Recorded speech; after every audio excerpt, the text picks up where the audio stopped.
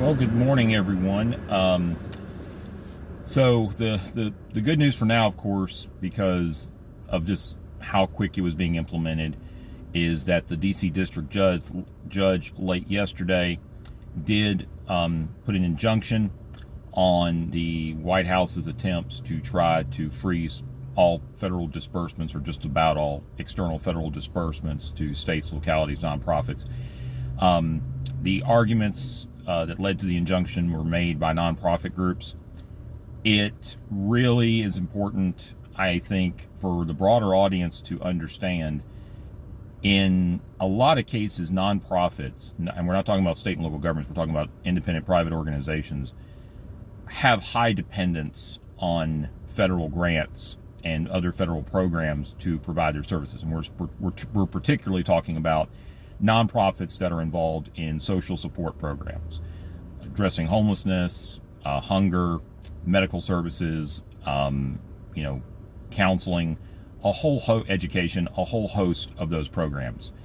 And it does comprise a large part of their budgets. I'm going to look this up real quick. A colleague of mine, actually, the person who's the director of the program that I teach for as an adjunct, brought up something very interesting late yesterday, talking about how in general it is a massive part of the budgets. And she said that based on her analysis, North Carolina nonprofits receive about $17.8 billion in nonprofit grants currently, which would constitute about 32% of their total revenue across all nonprofits. I would say for those that are involved in social support, it's a larger share, because there's several of those nonprofits that don't really get much federal money, if any at all. And it's reflective of kind of where we are now in terms of how these programs, which we recognize as beneficial, which we recognize as helpful, and which we recognize as necessary in today's society, are paid for. And so it's really something to think about when we look at it in government, in the traditional literature of fiscal condition analysis. One of the indicators that you're supposed to look at as a government, state and local level, is your dependence on what they call intergovernmental revenue, which is usually those sources that are not under your control as a jurisdiction. It usually means money that you're likely getting above you, i.e., for a local government, what you're getting from state and federal; as a federal government, what you're getting from, as a state government, what you're getting from federal sources. And that share is growing. It grew as a result of the Recovery Act, and the Rescue Plan Act more so. The Rescue Plan, the one that was implemented during the pandemic. And so this source of funding has grown significantly in terms, not just in dollars, but also as a share of overall budgets. And it's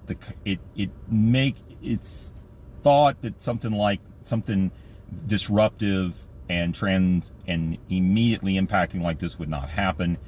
And yet it can, because again, as I think I've said in the previous messages I put out yesterday, the real issue here is how much of what's going on was actually put into law by Congress, or put into law by a congressional bill that was signed by the former president. And based on the interpretations of the new administration, legally they don't think a lot of it was. They think there's a lot in there, or there are several things in there in how this money is being used that was more reflective of executive authorizations during the administration, i.e. they kind of extended or expanded the interpretations made by Congress, which, politically speaking, that's fine. However, what it also means is that a future administration can come in and say, we don't agree with that.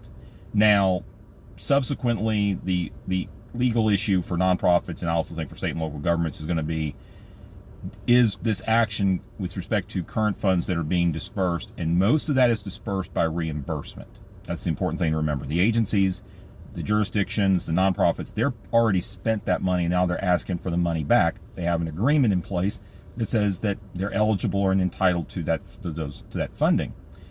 And you have a situation now where it can be a serious challenge for a lot of agencies. And I would say nonprofits are probably most at risk at the moment. Some smaller jurisdictions, I would especially say nonprofits, those that are providing these services in a variety of ways, mainly in the area of social support, they are the ones that are really going to have to look out. So these are some things we have to think about. There will be a follow-up hearing, I believe, on Monday.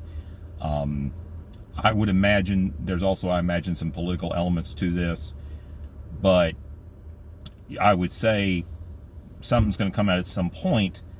And generally speaking, I think it's something that is going to continue to have legs here in the next couple of weeks. And so we'll just have to see where we go from there.